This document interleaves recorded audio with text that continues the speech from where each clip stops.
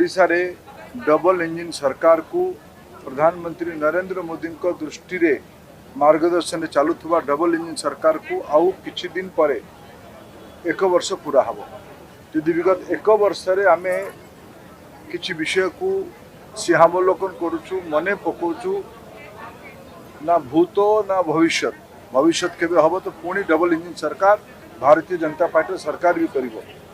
विगत गोटे वर्ष रे एबे आम ये कृषि भवन उद्घाटन उत्सव बेले आदरणीय केवी सिंहदेव जी, सुरेश पुजारी महाशय, रवि नारायण महाशय, जयनारायण मिश्र महाशय, नाउरी महाशय आम विषय आलोचना करूँ।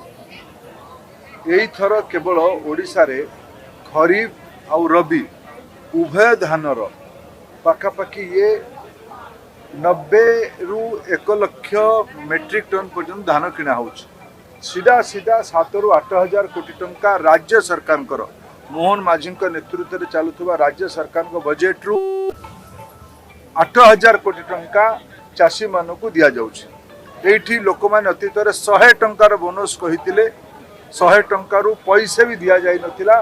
गत गोटे वर्ष भितर 8 हजार कोटी टंका धान रे दिगला। सुभद्रा मान को 1 कोटी माँ मान को 10 हजार कोटी टंका दिगला। ता छाड़ी जिते अदिनिया वर्षा ओडिशा रही सुरेश बाबू को धन्यवाद देवी।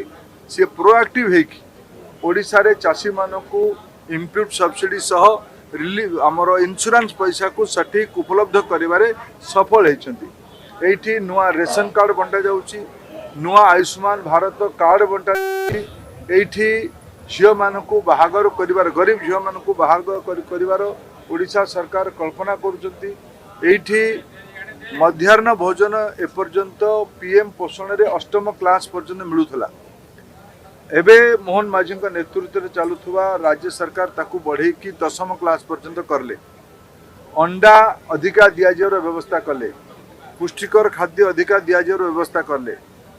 लंबा समय धरिकी ओडिशार जो मौलिक आवश्यकता थिला चाषी युवक महिला पुष्टिकर खाद्य छोट पिला मानकू ये सब मौलिक दिगरे एबेर सरकार बहुत अग्रगति रे काम करुचंती। तांको धन्यवाद। आउ विशेष करके आम संबलपुर तरफ मु धन्यवाद दूची।